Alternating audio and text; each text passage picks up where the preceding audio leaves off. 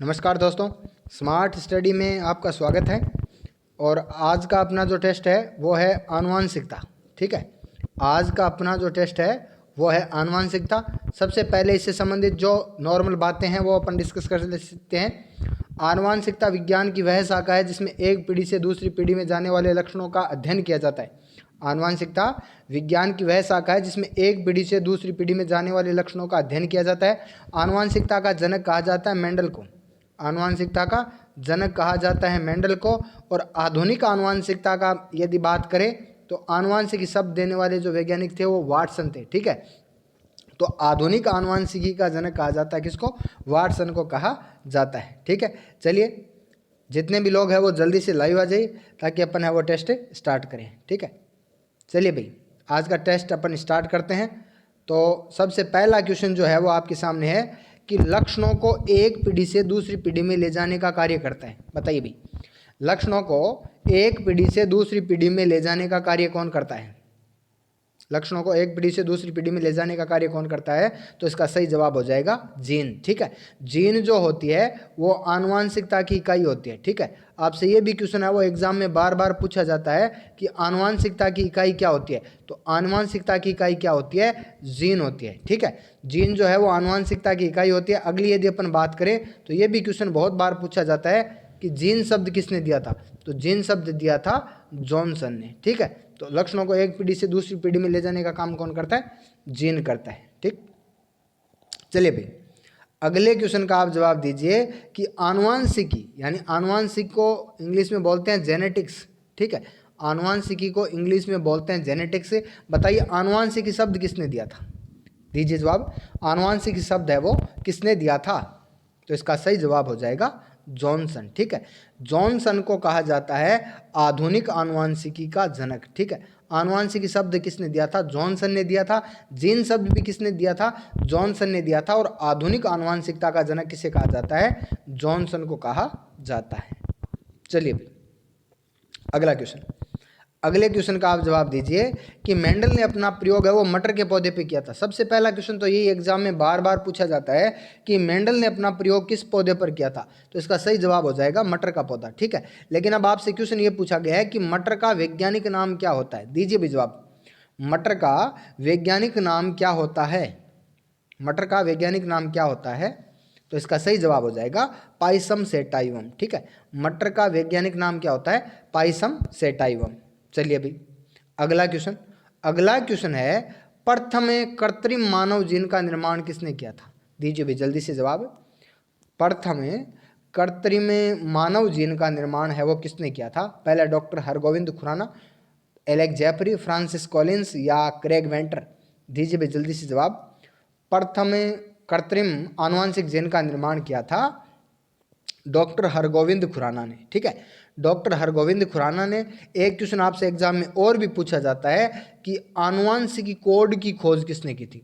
आनुवांशिकी code की खोज किसने की थी?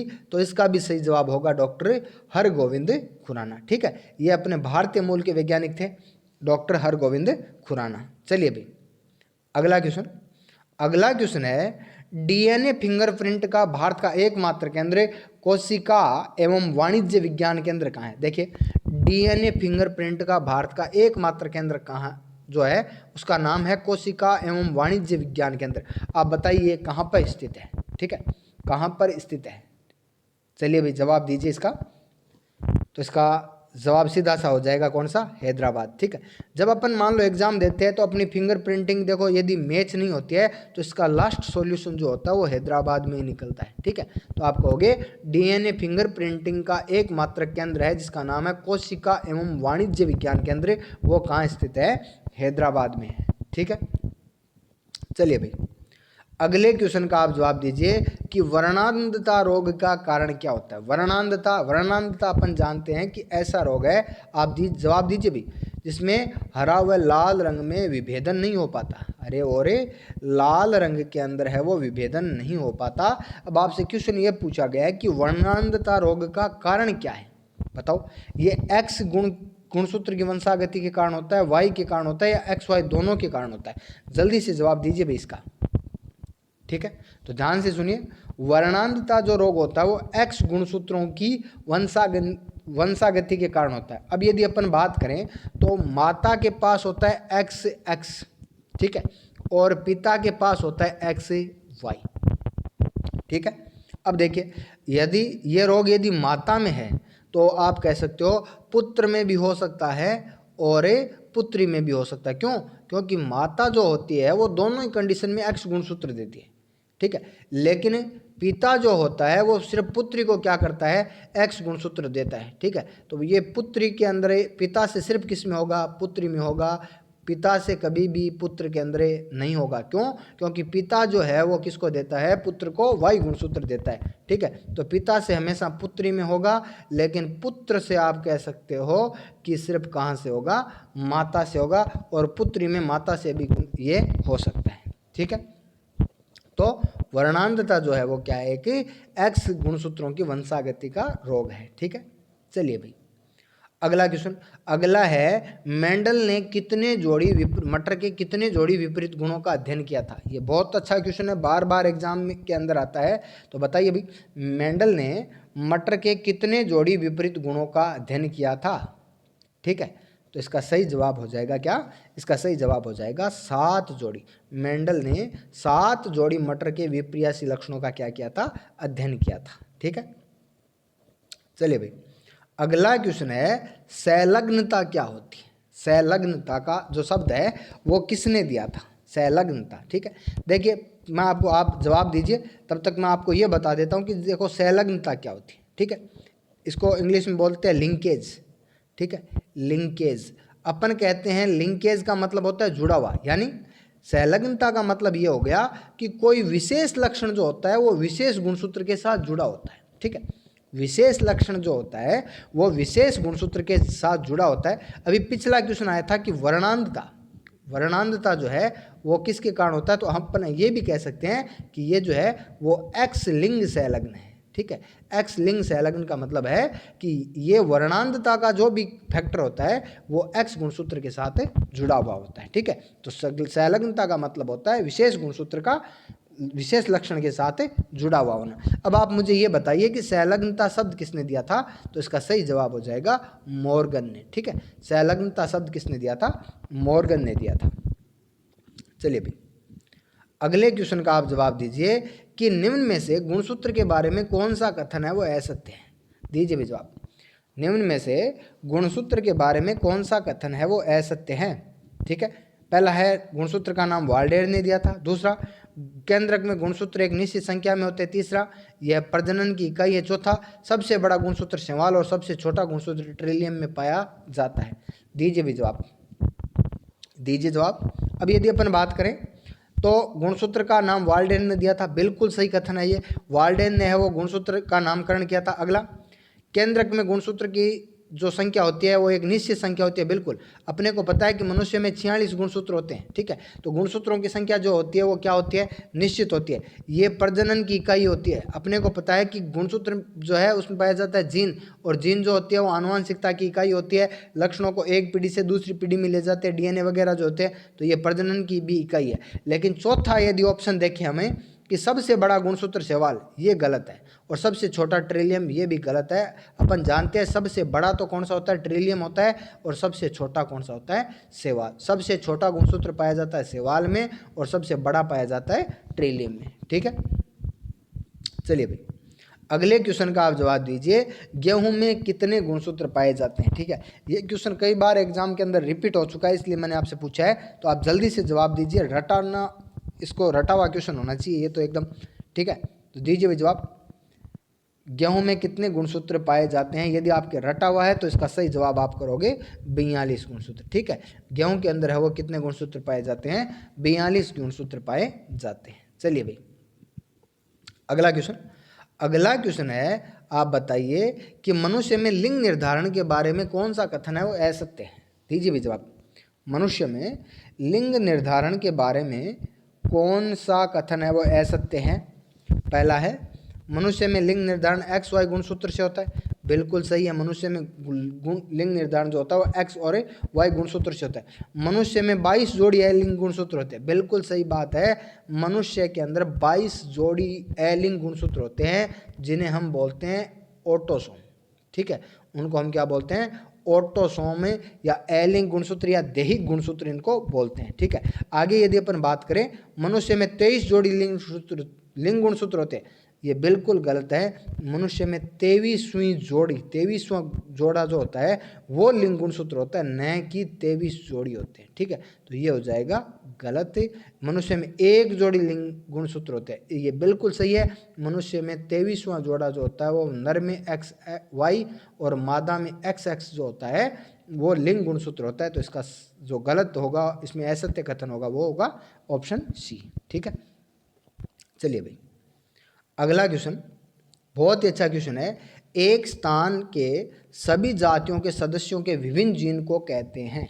ये क्वेश्चन जो है वो आपसे ALP 2018 के अंदर पूछा गया है आपसे। बताइए भाई, एक स्थान के सभी जातियों के सदस्यों के विभिन्न जीन को क्या बोलते हैं? दीजिए जवाब, दीजिए भी जवाब। तो इसका सही जवाब हो जाएगा जीन पुल, ठीक है। जिनको ये नहीं याद है तो इसको रट लीजिए।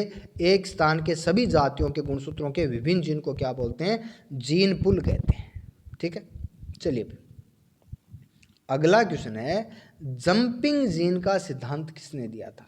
बहुत ही अच्छा क्वेश्चन है, रटने वाला क्वेश्चन है। जंपिंग जीन का सिद्धांत किसने दिया था? बताइए भाई, दीजिए जवाब आप। जंपिंग जीन का सिद्धांत है वो किसने दिया था, ठीक है। तो यदि आपका पढ़ा हुआ है तो इसका सही जवाब हो जाएगा बारबरा मेलिंगटॉक, ठीक है। जंपिंग जीन का सिद्धांत किसने दिया था? बारबरा मेलिंगटॉक ने दिया था, ठीक है। चलिए भाई, अगला क्वेश्चन जो है वो ये है कि जीवन विज्ञान की वह शाखा जिसमें आनुवंशिकी द्वारा मनुष्य जाति में सुधार की जाती है, बताइए कौन सी होती है? यूथेनिक्स, यूजेनिक्स, एपिस्टेटिक्स या आनुवंशिक कोड? दीजिए जवाब। मनुष्य, ठीक है, बताइए भाई, यूथेनिक्स, यूजेनिक्स, एपिस्टेटिक्स या फिर आनुवंशिकी, ठीक है। देखिए, यूथेनिक्स को हिंदी में बोलते हैं सुजीवन विज्ञान, सुजीवन विज्ञान, और यूजेनिक्स को बोलते हैं सुजननिकी, सुजननिकी, ठीक है।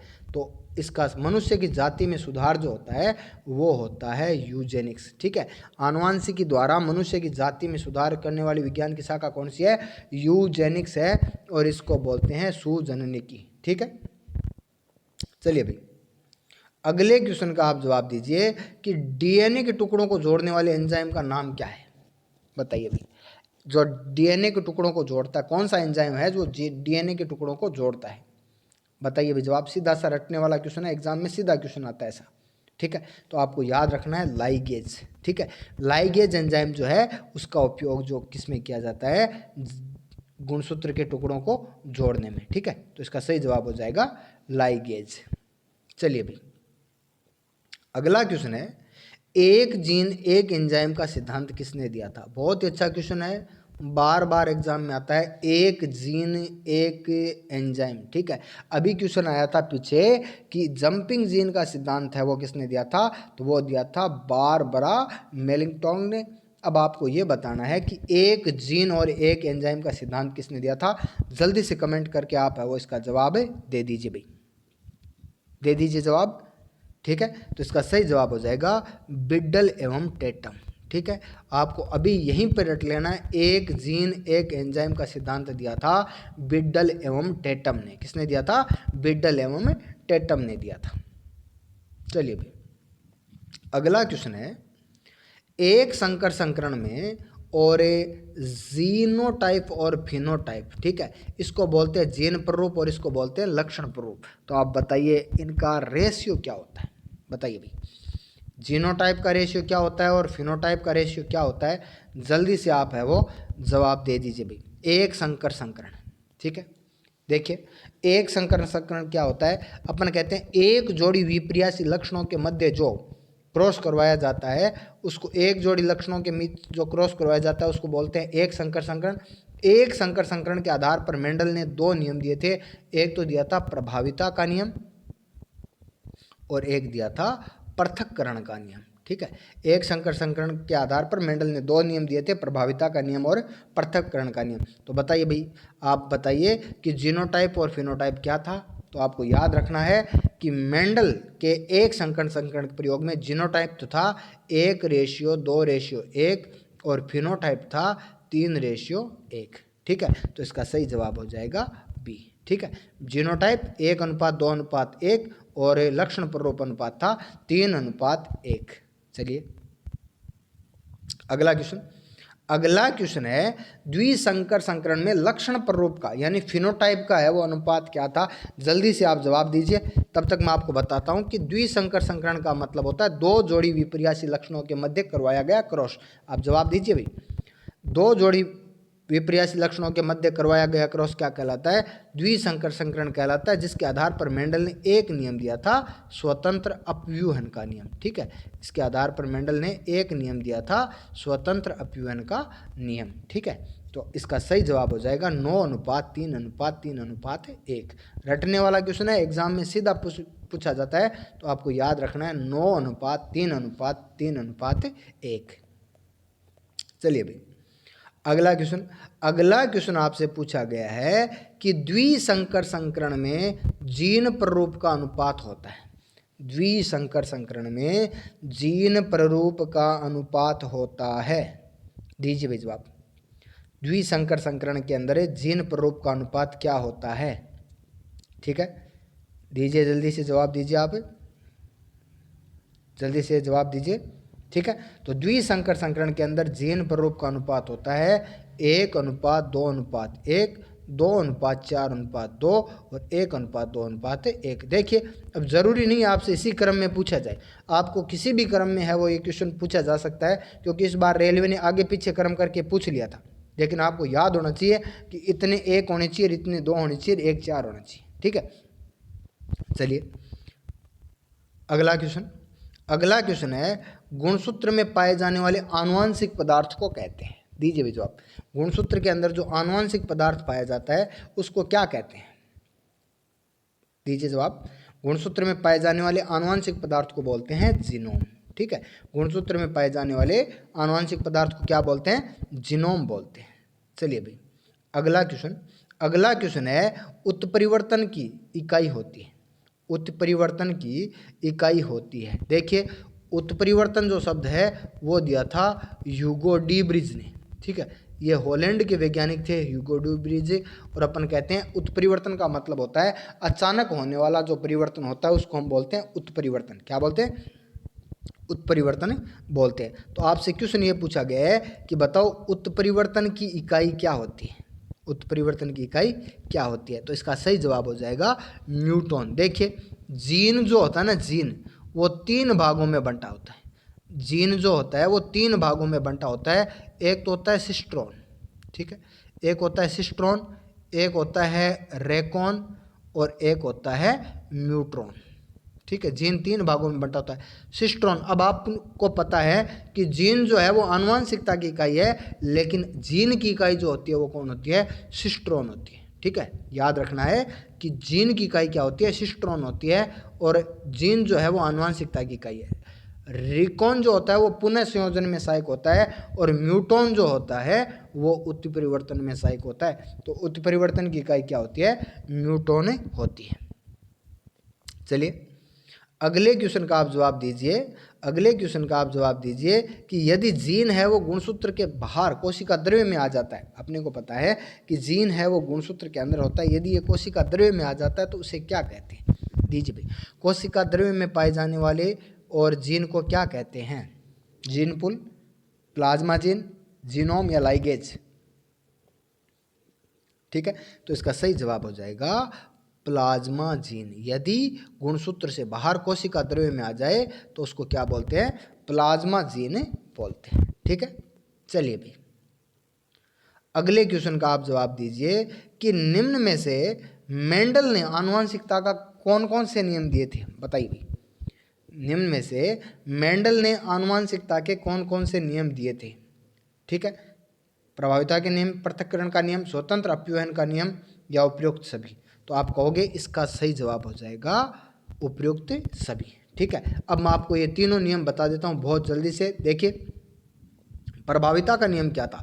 मेंडल ने कहा था कि जब लक्षण एक पीढ़ी से दूसरी पीढ़ी में जाते हैं, ठीक है, तो पहली पीढ़ी में जो लक्षण दिखाई देता है उसको तो बोलते हैं प्रभावी लक्षण, और ये जो नहीं दिखाई देता है उसको बोलते हैं अप्रभावी लक्षण। यही था प्रभाविता का नियम। दोबारा सुन लीजिए, पहली पीढ़ी में जो लक्षण दिखाई देते हैं वो था प्रभावी लक्षण, और जो नहीं दिखाई देते उनको क्या बोलते हैं? अप्रभावी लक्षण कहते हैं। ठीक है, अगला पृथक्करण का नियम ये था कि जो लक्षण होते हैं वो अगली पीढ़ी में क्या करते हैं? पृथक गमन करते हैं। ठीक है, लक्षण जो होते हैं वो अगली पीढ़ी में क्या करते हैं? पृथक गमन करते हैं। और स्वतंत्र अपव्ययन का मतलब ये नियम ये था कि लक्षण जो होते हैं वो आपस में न बंध कर अगली पीढ़ी में जो होते हैं वो पृथक क्या करते हैं? स्वतंत्र रूप से क्या करते हैं? गमन करते हैं। तो ये मेंडल के तीनों नियम थे। ठीक है, चलिए भाई, अगला बहुत ही अच्छा क्वेश्चन है कि मेंडल ने और मेंडलवाद का और पुनः खोजकर्ता, यानी मेंडल, अपने को पता है कि मेंडल ने जब अपना प्रयोग किया था तो उस समय लोगों को गणितीय अभिक्रियाओं का ज्ञान नहीं था। ठीक है, इसलिए मेंडल के प्रयोग जो है वो उस समय सफल नहीं हो पाए थे। लेकिन सन 1900 के अंदर 3 वैज्ञानिक थे, उन्होंने अलग अलग जो है वो फिर खोज की थी, और जो निष्कर्ष निकले वो मेंडल के नियमों से बिल्कुल मिलते थे। ठीक है, आपको ये बताना है कि मेंडलवाद के पुनः खोजकर्ता कौन थे। ये क्वेश्चन एग्जाम में बार बार पूछा गया है, तो आप जल्दी से आप इसका जवाब दे दीजिए कि मेंडलवाद के पुनः खोजकर्ता कौन थे। मेंडलवाद के पुनः खोजकर्ता कौन थे? ठीक है, दीजिए भाई, जवाब दीजिए। तो इसका सही जवाब हो जाएगा option D, Hugo de Vries, Carl Correns और इरिक वॉन शेरमैक। ठीक है, जल्दी से आप रट लीजिए इस बात को। मेंडलवाद के पुनः खोजकर्ता थे Hugo de Vries, Carl Correns और इरिक वॉन शेरमैक। ठीक है, चलिए भाई, अगला क्वेश्चन है कि मेंडल के प्रयोग कब प्रकाशित हुए थे? मेंडल के जो प्रयोग है वो कब प्रकाशित हुए थे? हमें पता है कि सन 1900 के अंदर तो मेंडलवाद की पुनः खोज हो गई थी। ठीक है, तो बताइए मेंडल ने अपने प्रयोग है वो कब प्रकाशित किए थे? ठीक है, तो इसका सही जवाब हो जाएगा, मेंडल ने अपने प्रयोग जो है वो 1866 के अंदर प्रकाशित हुए थे। ठीक है, मेंडल के प्रयोग जो है वो 1866 के अंदर प्रकाशित हुए थे। रट लीजिए आप इसको। चलिए भाई, अगला क्वेश्चन है, मेंडल ने अपने प्रयोग में मटर के पौधे का ही चयन क्यों किया? ये क्वेश्चन अभी 2018 के अंदर ग्रुप डी के अंदर पूछा गया था आपसे कि मेंडल ने है वो मटर के पौधे का ही चयन क्यों किया। तो आप जल्दी से इसका जवाब दीजिए भाई। कम समय में अधिक पीढ़ियों का ज्ञान होता है, कम स्थान घेरते हैं, परागकण है वो आसानी से प्राप्त किए जा सकते हैं, या उपयुक्त सभी। तो दीजिए, जल्दी से अपना जवाब दीजिए आप, क्या होगा इसका जवाब? तो इसका बिल्कुल सही जवाब हो जाएगा उपयुक्त सभी। कम समय में अधिक पीढ़ियों का ज्ञान हो सकता है, स्थान कम घेरते हैं, और इनके परागकण जो होते हैं वो आसानी से प्राप्त किए जा सकते हैं। ठीक है, चलिए भाई, अगला क्वेश्चन आपसे पूछा गया है कि मटर में पाए जाने वाले गुणसूत्रों की संख्या। ठीक है, अभी हमने गेहूं के अंदर पढ़े थे 42 42 होते हैं। अब आप ये बताइए कि मटर के अंदर कितने गुणसूत्र होते हैं। हमें पता है कि मटर का एक तो वैज्ञानिक नाम पाइसम सेटाइवम अपने को याद रखना है। ठीक है, और अब इसके अंदर जो गुणसूत्रों की संख्या है वो भी अपने को याद रखनी है एग्जाम के लिए, क्योंकि मटर जो है वो एग्जाम के लिए इंपॉर्टेंट है। ठीक है, क्योंकि इसको मेंडल ने प्रयोग में लिया था। चलिए भाई, तो इसका सही जवाब हो जाएगा 14। ठीक है, मटर में कितने गुणसूत्र होते हैं? 14 गुणसूत्र होते हैं। ठीक है, चलिए भाई, अगला क्वेश्चन है, निम्न में से किस आनुवंशिक बीमारी को शाही रोग कहते हैं? ये क्वेश्चन तो आप बताए दो, कई बार मैंने आपको देखो बता दिया है, तो आप ये तो बताए दो कि शाही, ठीक है, ये शाही रोग इसको क्यों कहते हैं? ठीक है, तो इसका सही जवाब हो जाएगा हीमोफीलिया। ठीक है, इसका सही जवाब हो जाएगा हीमोफीलिया को शाही रोग कहते हैं। हीमोफीलिया के कारण है वो रक्त का थक्का नहीं बनता। इसको शाही रोग इसलिए कहते हैं क्योंकि इसकी खोज जो है वो इंग्लैंड की महारानी विक्टोरिया में हुई थी।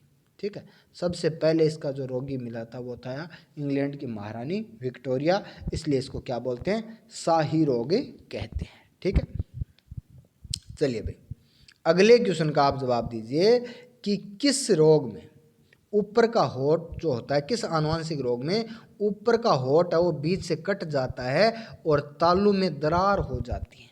दीजिए भाई जवाब, कौन सा जो सिंड्रोम है जिसके कारण ऊपर का होंठ है वो कट जाता है और तालू में दरार हो जाती है। ठीक है, Patau syndrome, down syndrome, Klinefelter syndrome या टर्नर सिंड्रोम।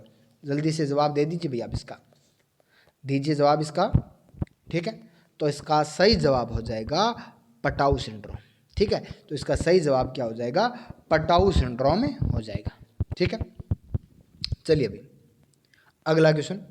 अगला क्वेश्चन है कौन सा आनुवंशिक रोग जो है वो मंगोलिज्म भी कहते हैं। किस आनुवंशिक रोग को है वो मंगोलिज्म भी कहते हैं। दीजिए भाई जवाब, किस आनुवंशिक रोग को है वो मंगोलिज्म भी कहते हैं। Down syndrome, Turner syndrome, Klinefelter syndrome या पटाउ सिंड्रोम। दीजिए आप जवाब। ठीक है, तो इसका सही जवाब हो जाएगा डाउन सिंड्रोम। ठीक है, डाउन सिंड्रोम को क्या कहते हैं, मंगोलिज्म भी कहते हैं। ठीक है, तो ठीक है दोस्तों, जल्दी से आप ये बता दीजिए कि आपके कितने क्वेश्चन है वो सही हो रहे हैं। ठीक है, जल्दी से आप ये बता दीजिए कि आपके कितने क्वेश्चन है वो सही हो रहे हैं, बताइए भाई। ठीक है, तो और टेस्ट आपको कैसा लगा ये भी बता दीजिए।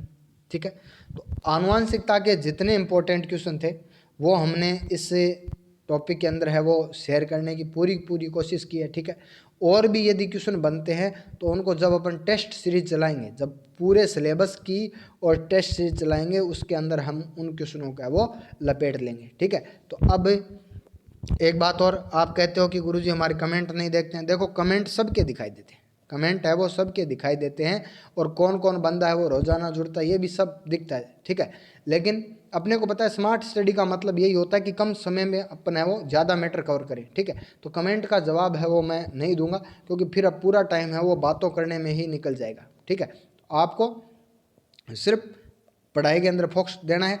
कोई भी आपको ऐसा सुधार लगे, कोई भी ऐसा आपको सुधार लगे तो वो आप मेरे को बता सकते हैं कि भाई इस प्रकार का अपनी क्लास के अंदर है वो सुधार होना चाहिए। ठीक है, और एक बात और बता दूं मैं आपको, एग्ज़ाम से पहले यानी ग्रुप डी का एग्ज़ाम यदि 1 अप्रैल से स्टार्ट होता है तो आपको 15 अप्रैल को जो विद्यार्थी नियमित जुड़ते हैं उनको मेरे द्वारा और एक ई बुक दी जाएगी।